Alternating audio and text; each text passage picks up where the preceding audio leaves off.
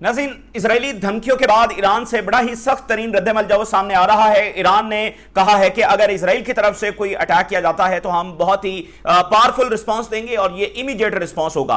और ईरान ने बड़े ही सख्त अंदाज के अंदर ये बात की है। उन्होंने कहा है कि अमेरिका ने हमें ये कमिटमेंट दी थी कि वो इजराइल को जब वो लगाम डालेंगे और अगर अमेरिका इस एंटिटी को लगाम डालने से कासर है तो फिर हम इसको जब वो खुद सबक सिखाएंगे। काफी सख्त अल्फाज जब ईरान की जानिब से इस्तेमाल किए गए। और आप देखिए कि इनकी डिसेप्शन आप ये देखिए कि पहले ये जंगे करते हैं, निगोशिएशंस के दरमियान हमला कर देते हैं, फिर सीज फायर की मिन्नतें करते हैं। जून की जंग में भी यही हुआ, फरवरी और मार्च और अप्रैल की जंग के अंदर भी यही हुआ कि जो सीज फायर की रिक्वेस्ट है वो इनकी तरफ से आई। तो उसके बाद क्या है कि जो ही सीज फायर होता है फिर उन बातों से जब वो मुकरना शुरू कर देते हैं और साथ ही नई जंग की धमकियां देना जो है शुरू कर देते हैं। अगर इनको जंग का इतना ही शौक है तो वो ये जंग खत्म ही ना करें, ना जून में खत्म करते, ना अभी अप्रैल में ये खत्म करते, ये कर लें ईरान के साथ एक फैसला कुन जंग। तो ईरान ने कहा है भाई हम तो तैयार हैं, सीज फायर की मिन्नतें तो वहां से होती हैं। फिर ये साथ ही जब वो धमकियां लगाना शुरू कर देते हैं, हम आ रहे हैं भाई, हम आ रहे हैं भाई, तुमने जो कल आना है वो आज आ जाओ, सो वी आर रेडी। तो ये ईरान का रद्दमल है। दूसरी आम बात यह है कि देखें, रीजन के मुल्क वो ये चाहते हैं कि इस वक्त जब वो एक और जंग ना हो, ठीक है। सो इसलिए आपने देखा कि सऊदी अरेबिया के जो वजीर खारजा हैं वो चाइना भी गए और वो ये चाहते हैं कि चाइना को भी मजीद इसमें इन्वॉल्व किया जाए कि कुछ ना कुछ जो चीज़ है वो तय हो जाए और दोबारा जब हमला ना हो, जो कि ज़ाहिर होना है कि जंग होनी है। बट यानी एक संजीदा कोशिश हो रही है कि भाई इस एंटिटी से जान छुड़ाएं, ये मुसलसल रीजन को और दुनिया को क्राइसिस की तरफ धकेल रही है, कोई संजीदा बात करें। और जो MOU तय हो गया है यही एक असल रोड मैप है आगे बढ़ने का, इसी को इंप्लीमेंट करने के लिए हम कोशिश करें और जो रुकावटें हैं उसको जरा हटाएं। तो आज कतर के अंदर बड़ी गैर मामूली टॉक्स है वो होनी है, जिसमें सरे फहरिस्त है वो लेबनान का मसला डिस्कस हो रहा है कि लेबनान के हवाले से जो कमिटमेंट दी गई थी उसको पूरा किया जाए। अच्छा, जो इजराइल और लेबनान का जो एग्रीमेंट करवाया अमेरिका ने, ईरान ने उस पर कोई ज्यादा रद्दमल नहीं दिया है। ईरान उसको ऐसे ट्रीट कर रहा है कि जैसे ये एग्जिस्ट ही नहीं करता है। मतलब ईरान ने उस पर कोई ज्यादा, एक दो स्टेटमेंट्स उनकी आई हैं, उनके नजदीक ये कोई चीज है ही नहीं, ये कोई चीज एग्जिस्ट ही नहीं कर रही। उनके नजदीक जो चीज है वो MOU है जिसमें लेबनान के हवाले से ये लिखा हुआ है कि इजरायली फौज विड्रॉ करेगी। तो ईरान अमेरिका से जवाब मांग रहा है कि आप ये वाली क्लॉज जब वो इंप्लीमेंट कर रहे हैं या नहीं कर रहे हैं, ये हमें जवाब चाहिए। तो सारे इस तरह के मामला, जरा एक राउंड हुआ, दूसरा हुआ, मैसेज कन्वे हो रहा है, फिर सालिस मुल्क हैं वो बार बार ईरान को मैसेज कन्वे करते हैं। तो आज लेबनान के हवाले से टॉक्स हो रही हैं कतर में, और उसमें ईरान जो है वो उसका मकसद यह है कि हमें जवाब दिया जाए कि हाँ ये इंप्लीमेंट कर रहे हैं या नहीं कर रहे हैं। और ईरान कह रहा है कि अगर इस MOU को आर्टिकल बाय आर्टिकल इंप्लीमेंट किया गया तो हम इसको आगे बढ़ाएंगे।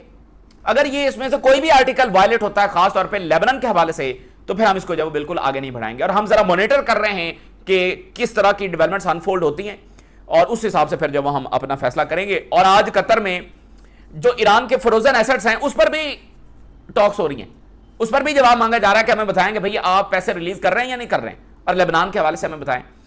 तो 3-4 दिन जब अगले काफी अहम होंगे। अगर लेबनान में देखिए, अगर आप नोट करें तो ये अमेरिका और इजराइल हैं जो लेबनान में ईरान की कायम करदा इक्वेशन को तोड़ने की कोशिश कर रहे हैं। ईरान तो अपनी इक्वेशन कायम कर चुका है।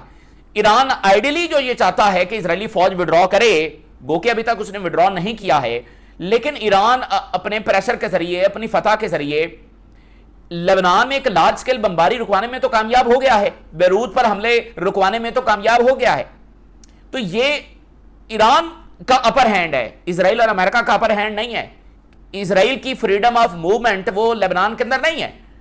वो एक्चुअली जो ईरान की ये इक्वेशन है इसको ब्रेक करने की कोशिश कर रहे हैं।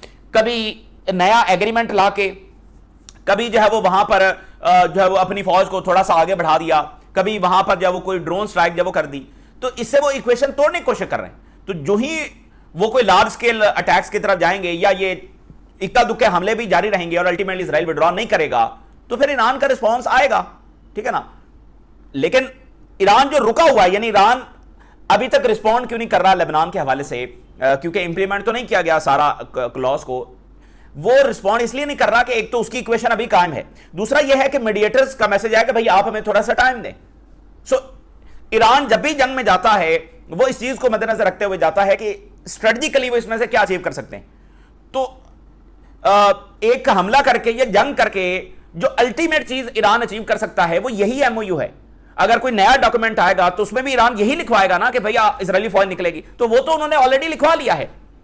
अगर मीडिएटर ये कहेंगे भाई हम आपको ये इंप्लीमेंट करवा के देते हैं, तो फिर एक और जंग करने की कोई जरूरत नहीं है, क्योंकि एक जंग के बाद भी आप यही कुछ ही मैक्सिमम ले सकते हैं जो ईरान ने ऑलरेडी ले लिया है। So, ये वो 2 3 4 मोटी वजूहात हैं जिसकी वजह से ईरान अभी रिस्पॉन्ड नहीं कर रहा, बट वो ज्यादा दिन भी जो इस हवाले से वेट नहीं करेगा। और उधर आप लेबनान में देखिए कि बड़ा डिजास्टर हुआ है। मोसाद को और अमेरिका को और यूरोप को जो इक्वेशन उन्होंने तोड़ने की कोशिश की और जो एक एग्रीमेंट उन्होंने वहां पर किया, कोई सपोर्ट हासिल नहीं हो सकी लेबनान के सदर को, बल्कि जो क्रिश्चियन पार्टीज हैं वो भी रेजिस्टेंस की सपोर्ट अनाउंस कर रही हैं। क्योंकि देखें ये कोई रिलीजन का मामला तो नहीं है, ये तो लेबनान का मामला है, उनके वतन का मामला है। तो वो ये वाज़े तौर पर देख रहे हैं कि भाई ये तो हमारा सरेंडर हो रहा है और हम ये लैंड जब इसराइल के हवाले कर रहे हैं, और इसराइल पहले इस पर कब्जा करेगा, कल को बेरूत तक भी पहुंच जाएगा, कहेगा हिजबुल्लाह जब वो बेरूत में बैठी हुई है, क्योंकि लेबनान के लोग तो पिछले 50 साल से इसराइल को भुगत रहे। तो तमाम बड़ी पार्टीज लेबनान की उन्होंने इस एग्रीमेंट की मुखालफत कर दी है, और अब मोसाद, CIA और बाकी जो हैं वहां पर लॉबिंग कर रहे हैं कि जो पॉलिटिकल पार्टीज हैं वो आए, लेबनान के सदर से मुलाकात करें और अपनी सपोर्ट का ऐलान करें कि ये एग्रीमेंट जब वो हम इसको सपोर्ट करते हैं। कोई सपोर्ट वहां पर हासिल नहीं हो रही। तो वो आज खुद इजरायली मीडिया ने लिख दिया है कि ये जो एग्रीमेंट हुआ ये ऑन पेपर बड़ा अच्छा है, जो इसराइल और लेबनान के दरमियान अमेरिका में करवाया गया है, ये ऑन पेपर बड़ा अच्छा है, लेकिन ऑन ग्राउंड ये इंप्लीमेंट नहीं हो सकेगा। इजरायली मीडिया खुद इसको लिख रहा है। तो ये इसराइल और अमेरिका हैं जो ईरानी इक्वेशन को तोड़ने की कोशिश कर रहे हैं। उधर जो रशिया और नेटो की जंग है, रशिया और यूक्रेन की जंग है, वो भी बहुत ज्यादा एस्केलेट हो रही है। रशिया ने आज खबरदार किया है जो बाल्टिक सी है, यहां पर नेटो बड़ी ही एक्सेसिव जो और एक्सटेंसिव जो ड्रिल्स हैं वो कर रहे हैं। बहुत ज्यादा बिल्डअप जो नेटो है उसका बढ़ता चला जा रहा है। रशिया ने आज कहा है कि नेटो के साथ बाल्टिक में हमारी कोई जंग का आगाज हो सकता है। दैट मीन्स के स्टार्ट वहां से हो सकती है, बाकी तो वो फिर आलमी जंग ही होगी। लेकिन बाल्टिक के अंदर इतनी ज्यादा खराबी आ गई है बाल्टिक सी वाली साइड पे कि अब वहां पर हमारी कोई कन्फ्रंटेशन जब वो हो सकती है। ये बाल्टिक सी वही है जिसके ऊपर स्कैंडिनेवियन कंट्रीज हैं, और एक तरफ जब वो ये बाल्टिक स्टेट्स हैं, लिथुआनिया, एस्टोनिया, ये सारे मुल्क हैं जो फॉर्मर सोवियत यूनियन का हिस्सा थे। तो इस पर आज यानी वो महाज भी बहुत ज्यादा खराब हो रहा है। ऊपर से पूरा यूरोप कह रहा है कि हम री आर्म कर रहे हैं। बर्तानिया, France, Italy, Germany, Poland, Finland कह रहा है न्यूक्लियर हम डिप्लॉय करेंगे। नॉर्वे कह रहा है हम न्यूक्लियर जब डिप्लॉय करेंगे। पोलैंड कह रहा है या यहां पर न्यूक्लियर डिप्लॉय किए जाएं या फिर जो है वो हम अपना न्यूक्लियर बनाएंगे। जो यूक्रेन है वो कह रहा है कि हम लॉन्ग रेंज जो मिसाइल हैं वो बनाने जा रहे हैं। तो वो सूरत हाल जो वो बहुत ज्यादा वहां पर खराब हो रही है। अब जरा ईरान से जो इस वक्त रद्दमल सामने आ रहा है, ईरान ने बाकायदा ये अल्फाज इस्तेमाल किए हैं कि जो पेट्स तल अवीव में बैठे हुए हैं, अमेरिकी सदर ने हमसे ये कमिटमेंट दी है कि वो इनको क्या करेगा, इनको जब वो लगाम डालेगा। बाकायदा पेट्स के अल्फाज जब वो इस्तेमाल किए हैं ईरान ने, और अगर ये जो है अपने मास्टर्स को इग्नोर करेगा, ईरान विल स्कूल देम। यानी इसराइल की तो कोई हैसियत नहीं है ना, वो अमेरिका ही है जिसकी वजह से ये सस्टेन कर रहा है। तो जो इसके मालिक हैं, अगर ये अपने मालिकों को ही जो है वो रिफ्यूज करेगा तो फिर हम इसको सबक सिखाने के लिए तैयार हैं। Iran will school them. Iran फिर इनको जब सबक सिखाएगा। ये ईरान के जो फॉरेन मिनिस्टर हैं, आप देखें ये वजीर खारजा ये बयान दे रहे हैं इतने सख्त तरीन अल्फाज। Any threat against our people and leadership will receive immediate powerful response. चूंकि सुप्रीम लीडर को भी निशाना बनाने की जब धमकी दी गई है, तो ये ईरान की बड़ी सख्त तरीन वार्निंग जब वो आ रही। सो ईरान इज रेडी। उन्होंने कल जंग करनी है, वो आज करें। और हो सकता है कि अब जब तीसरी मरतबा ईरान पर हमला हो, क्योंकि जो दूसरी मरतबा हमला हुआ इसमें भी ईरान ये कह रहा था कि अब कोई सीजफायर हम नहीं करेंगे, फिर भी ईरान ने सीजफायर किया। 40 दिन जंग लड़ी, सबसे लंबी तरीन जंग, फिर भी सीजफायर कर लिया for the betterment of region and the world. हो सकता है तीसरी बार वो इस नतीजे पर पहुंच ही जाएं कि अब जब तक ये एंटिटी कोलैप्स नहीं हो जाती तब तक हमने सीजफायर करना ही नहीं। एक अलबत्ता चीज जरूर है कि चूंकि न्यूक्लियर इसराइल जब कोलैप्स होने की तरफ आएगा ड्यूरिंग द वॉर, तो फिर वो न्यूक्लियर यूज करेगा। तो इसलिए भी थोड़ा सा रिस्ट्रेंट जब वो किया जाता है कि ड्यूरिंग द वॉर अगर इसराइल कोलैप्स होता है तो फिर वो न्यूक्लियर जब वो लॉन्च कर सकता है। तो अब आप देखिए कि आज फिर ईरान से क्या बात सामने आ रही। जो उनकी सुप्रीम नेशनल सिक्योरिटी काउंसिल के सेक्रेटरी जनरल हैं, उन्होंने कहा है कि अभी हमारे मर्टायर्स का और सुप्रीम लीडर का बदला पूरा नहीं हुआ। ये बात हम पहले भी कर रहे थे, ईरान ने ये पहले भी ये बात दोहराई है, आज फिर वो ये कह रहे हैं जंग खत्म है, टॉक्स हो रही हैं, फाइनल डील की भी वो तवक्को रखते हैं, ख्वाहिश रखते हैं, बट वो कह रहे हैं ये बदला हमारा पूरा नहीं हुआ और एक वक्त आएगा जब हमारी बदला पूरा होगा, जो सुप्रीम लीडर को निशाना बनाया गया। तो ये वो मसला है जो इतनी आसानी से जो खत्म नहीं होगा, हम इसका जब रिवेंज लेंगे, वो ये कह रहे हैं। और ईरान ये कहा है कि ये ईरान के फेवर में है कि अगर एमओयू को आर्टिकल बाय आर्टिकल इंप्लीमेंट किया जाता है तो ये हमारे लिए बहुत बड़ी विक्ट्री है, इसलिए हम फिर इस एमओयू के साथ जाएंगे और इसको जब वो आगे बढ़ाएंगे। लेकिन अगर ये आर्टिकल बाय आर्टिकल नहीं होता और फिर धोखा और बाकी चीजें, तो फिर ये बस दरमियान में रह जाएगा। अच्छा, कतर के अंदर जो है एक ईरानी डेलीगेशन है जिसमें जो सेंट्रल बैंक्स के हुकाम है वो भी शामिल हैं। ईरान के सेंट्रल बैंक्स के जो हुकाम है वो भी शामिल हैं। इसका क्या मतलब है कि जो फ्रोजन एसेट्स आने हैं वो ईरान के सेंट्रल बैंक में आएंगे। और यहां पर ट्रंप ये बातें कर रहा है कि ये जो पैसे होंगे ये ईरान को डायरेक्ट ट्रांसफर नहीं किए जाएंगे, बल्कि ये हमसे एग्रीकल्चर प्रोडक्ट्स खरीदेंगे और वो पैसे डायरेक्टली हमें ट्रांसफर होंगे, या बाकी अगर ये मेडिसिन वगैरह खरीदेंगे तो फिर हम डायरेक्टली वहां ट्रांसफर करेंगे। तो ईरान ये कहता है कि ये छोड़ दें आप, ये पैसे डायरेक्टली हमारे पास आएंगे, फिर आगे हम इसको जिस पर्पज के लिए भी इस्तेमाल करना चाहिए हमारा इस्तेहकाक है। तो आज सेंट्रल बैंक के जो हुकाम हैं वो भी तेहरान के अंदर जब मौजूद हैं। अच्छा, इसी दरमियान जो है अब जरा लेबनान की अगर हम बात करें तो नेतन्याहू से जो धमकियां इस वक्त लेबनान को दी जा रही हैं, अब जरा इसके अल्फाज सुने। कहता है कि ईरान ने हमें फोर्स करने की कोशिश की कि हम सदरन लेबनान से जब वो विड्रॉ करें, and this will not happen.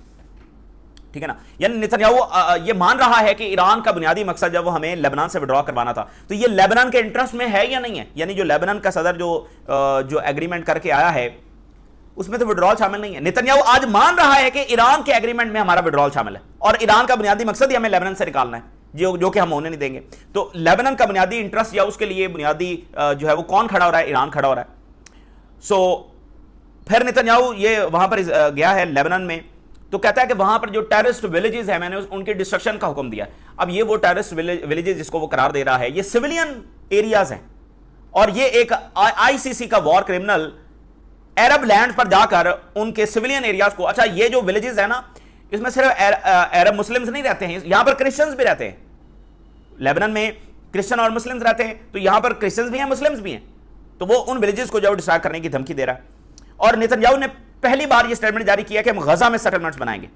यानी ये एक बस टेक्निकल तरीका है कि वो स्मूथरेज और बैन गवर स्टेटमेंट जारी करता रहता है, ये गजा में सेटलमेंट्स के हवाले से कोई स्टेटमेंट जारी नहीं करता। इसने पहली बार गजा के हवाले से ये बात की है कि गजा में हम सेटलमेंट्स बनाएंगे और सदरन लेबनान के अंदर हमारी फौज जो रहेगी। तो ये तो है इसकी धमकियां और इसके इरादे। बट लेबनान के अंदर क्या हो रहा है आज आप देखेंगे। लेबनान की जो वहां पर एक सोशलिस्ट पार्टी है उसने कहा है कि लेबनान इजरायली जो एग्रीमेंट है डेस्टिन्ड टू कोलैप्स, ये कोलैप्स होगा। ये तमाम वहां की बड़ी पार्टीज इस वक्त जो है वो ये अनाउंस कर रही हैं कि ये आप क्या मुआहदा करके आ रहे हैं, ये बिल्कुल जब कोलैप्स होगा। और एक प्रोग्रेसिव सोशलिस्ट पार्टी ने, उनके सेक्रेटरी जनरल ने यह कहा कि अगर हिजबुल्लाह लेबनान के लिए ना लड़ी होती तो आज लेबनान जा चुका होता हमारे हाथ से। ठीक है, ये दूसरी पार्टी जब हिजबुल्लाह की सपोर्ट में अनाउंस कर रही हैं और उन्होंने कहा कि यह सबसे एक बोगस तरीन सोच है कि इजरायली विड्रॉल को हिजबुल्लाह की डिसआर्मामेंट के साथ लिंक कर दिया जाए। यानी जैसे इजराइल कहता है कि हम यहां से तब विड्रॉ करेंगे जब हिजबुल्लाह डिसआर्म होगा। भाई लेबनान एक मुल्क है, उसका जो हिजबुल्लाह की डिसआर्मामेंट है वो लेबनान जाने और उसका काम जाने। तुम एक इलीगल तरीके से एक मुल्क में घुसे हो और उल्टा उसको लिंक कर रहे हो एक ऐसे मसले के साथ जो उनका अंदरूनी मैटर है। तो ये असल जो लेबनीज गवर्नमेंट ने सबसे बड़ी मिस्टेक की है वो ये मिस्टेक की है कि इजराइल लिंक कर रहा था अपने विड्रॉल को डिसआर्मामेंट के साथ, क्योंकि उसको पता ना ये डिसआर्मामेंट होनी है इसलिए हमारा कब्जा पक्का रहेगा कि जी हम तो इसलिए नहीं विड्रॉ। और लेबनीज गवर्नमेंट ने इस बात पर मोहर लगा दी कि हाँ ठीक है हम जी डिसआर्म करेंगे। ये सबसे बड़ा एक डिजास्टर फैसला है। तो अब मुसाद और CIA ये सारा वहां पर कोशिश कर रहे हैं कि मुख्तलिफ पार्टीज को कन्विंस किया जाए कि वो लेबनान के सदर से आकर मिलें और सपोर्ट का ऐलान करें। The agreement garnered only limited support, बहुत मामूली सी सपोर्ट जो ये सदर के करीबी तरीन लॉ मेकर्स हैं, पार्लियामेंट के लोग हैं जिनको सारा अमेरिका लेकर आया, तो वो बस वो 5-7 मतलब वो मेजॉरिटी जो है वो नबी बैरी के साथ खड़ी है, इस एग्रीमेंट के खिलाफ खड़ी है और हिजबुल्लाह के साथ जो वो खड़ी है। क्योंकि जंगबंदी की बात तो हिजबुल्लाह कर रहा है, ईरान कर रहा है, जंग छेड़ने के बाद इजराइल कर। ओ भाई जब इजरायली फौज लेबनान में रहेगी तो उससे कौन सा अमन जब वो वैसे आने वाला है। अच्छा, इजरायली मीडिया क्या कह रहा है? इजरायली मीडिया कह रहा है कि लेबनान और Israeli agreement is unlikely to be implemented, ये इंप्लीमेंट ही नहीं होगा। और this looks very good on paper but in reality chances of implementation जो हैं वो वेरी स्लिम है। इंप्लीमेंटेशन कौन करेगा जाकर? तो द रियल टेस्ट जो एग्रीमेंट का है will come in its implementation, और करंट सर्कमस्टांसेस ये बता रहे हैं कि ऑन ग्राउंड सूरत हाल ऐसी नहीं है। अच्छा, जो सीरिया के वजीर खारजा हैं वो लेबनान पहुंचे और वो नबी बैरी के साथ मुलाकात करने जा रहे हैं। नबी बैरी जो रेजिस्टेंस के सबसे बड़े सपोर्टर हैं, उनके साथ उनकी मुलाकात जब होने जा रही है। और यूएई जो है उसने शाम पर हमलों की जब मजम्मत की है, सो सबको जब लेबनान पर हमलों की भी जब मजम्मत करनी चाहिए। अच्छा, उधर ट्रंप को एक बहुत बड़ा धचका लगा। अगर हम अमेरिका की दाखिली सियासत की थोड़ी सी बात करें, जिसके बरह रास्त ज़ाहिर है वो लिंक है जो अमेरिका की फॉरेन पॉलिसी है, ट्रंप की जो सोच है, यानी जिस तरह से वो आया है, we will take America back, और इमिग्रेंट्स और मागा और ये सारा, यानी उसका कोर ये है कि भाई यहां पर जो नेटिव अमेरिकन हैं, यानी जो वाइट हैं, वो मेजॉरिटी में होने चाहिए, और वो इमिग्रेंट्स और सारा। उसका कोर यह है कि इसने बर्थ राइट जो सिटीजनशिप है वो खत्म कर दी एग्जेक्टिव ऑर्डर के जरिए। यानी अमेरिका में ये लॉ है कि जो बच्चा वहां पर पैदा होगा उसको वहां की जो शरीयत है वो मिलेगी। सो ट्रंप ने आकर इसको खत्म कर दिया। सुप्रीम कोर्ट ने इसके खिलाफ फैसला जब दे दिया। ये ट्रंप को अब तक का सबसे बड़ा झटका है। टैरिफ उसके बैकफायर हो गए, जंगें उसकी बैकफायर हो गई। अब ये जो मेन उसका core of the core issue था वो भी बैकफायर हो गया। और अब उसने कांग्रेस की मिन्नत समाजत की है। कांग्रेस को कहा है, वैसे तो कांग्रेस को घास नहीं डालता, सो अब उसने कांग्रेस को कहा है कि वो सुप्रीम कोर्ट की रूलिंग के खिलाफ जाए। Trump calls on Congress to act against the Supreme Court ruling that upheld birthright citizenship. अब कांग्रेस जो है वो कानून पास करे। अच्छा, चूंकि देखें इसको पहले ही कांग्रेस में जाना चाहिए था, लेकिन कांग्रेस को तो इसने किसी खाते में नहीं डाला हुआ, इसलिए जो भी फैसले कर रहा है, चाहे वो प्रॉपर वॉर के फैसले हों, दूसरे हों, वो एग्जेक्टिव ऑर्डर के जरिए कर रहा है।